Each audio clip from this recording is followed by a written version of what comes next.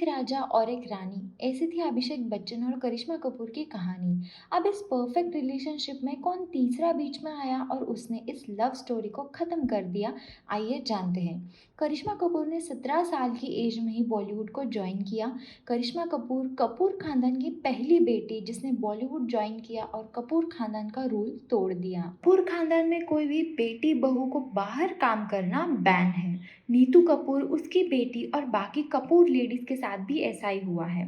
90s में करिश्मा ने उसकी स्माइल, डांस, एक्टिंग स्किल्स से सभी को इम्प्रेस किया और वो टॉप पेड एक्ट्रेस बन गई। राज कपूर ग्रैंडसन और रितु नंदा का बेटा निखिल नंदा, जो अमिताभ बच्चन की बेटी श्वेता नंदा से मैरिड है।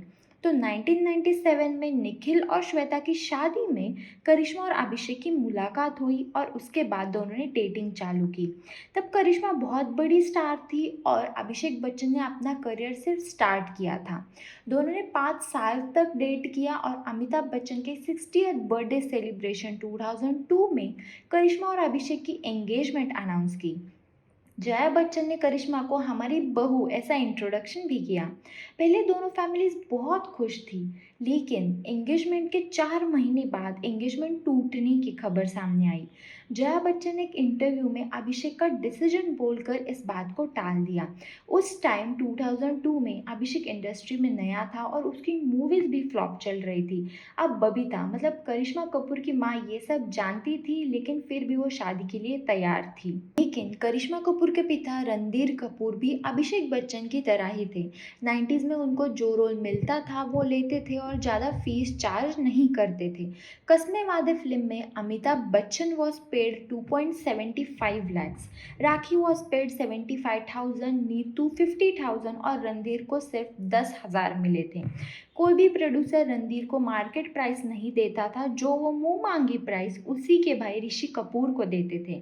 2 बच्चों के बाद बबीता को ये पता चला कि रणधीर अभी भी अपने फादर से पॉकेट मनी लेकर जा रहे हैं और ऋषि कपूर ने खुद के पैसों से अपना घर भी खरीद लिया था और राज कपूर सिर्फ मंथली एक्सपेंसेस का खर्चा उठाते थे। और इसलिए बबीता अपनी दोनों बेटी को लेकर चली गई और रणधीर कपूर से सेपरेट हो गई।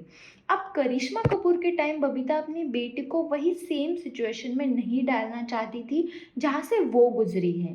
इसलिए शादी से पहले उसने बच्चन्स को कुछ प्रॉपर्टी अभिषेक के नाम और 5 करोड़ की फिक्स डिपॉजिट करिश्मा के नाम करने के लिए कहा और ये सिर्फ सिक्योरिटी के लिए उसने ये डिमांड किया, क्योंकि अभिषेक उस टाइम 0 रुपीस कमाता था। डिमांड के लिए अमिताभ बच्चन तैयार थे, लेकिन जया बच्चन और अभिषेक को गुस्सा आया और उन्होंने ये रिश्ता तोड़ दिया। अब इसमें बबीता की कोई गलती नहीं थी, वो सिर्फ अपनी बेटी की सिक्योरिटी चाहती थी, बाकी कुछ नहीं। और बच्चन तब ये सब दे सकते थे, लेकिन देने के बदले जया बच्चन ने ये रिश्ता तोड़ दिया। 2003 में बबीता ने करिश्मा को एक सक्सेसफुल बिजनेसमैन से शादी करने के लिए फोर्स किया, क्योंकि वो एक दिल्ली बेस्ड बिजनेसमैन है और उसका फाइनेंशियल स्टेटस अच्छा था। संजय, जो करिश्मा का एक्स पति है, उसकी पहले शादी हो चुकी थी और पहले बीवी से सेपरेशन के 10 दिन बाद ही उसने करिश्मा कपूर से शादी कर ली। लेकिन 2010 में दोनों सेपरेट हो गए। संजय ने एक इंटरव्यू में कहा कि करिश्मा उससे प्यार नहीं करती थी, उसने सिर्फ पैसों के लिए मुझसे शादी की है। एक तरफ करिश्मा ने क्लेम किया कि संजय ने फाइनेंशियल प्रॉमिसेस को तोड़ा है और संजय और उसकी माँ करिश्मा को फिजिकली अब्यूज भी करते थे और संजय का बाहर अफेयर भी चल रहा था।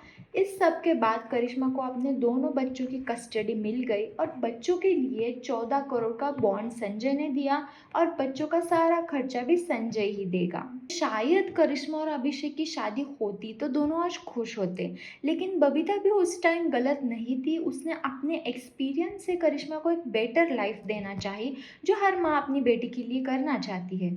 लेकिन आखिरकार डेस्टिनी में लिखा था वही हुआ। अब करिश्मा अपनी माँ और बच्चों के साथ मुंबई में रहती है।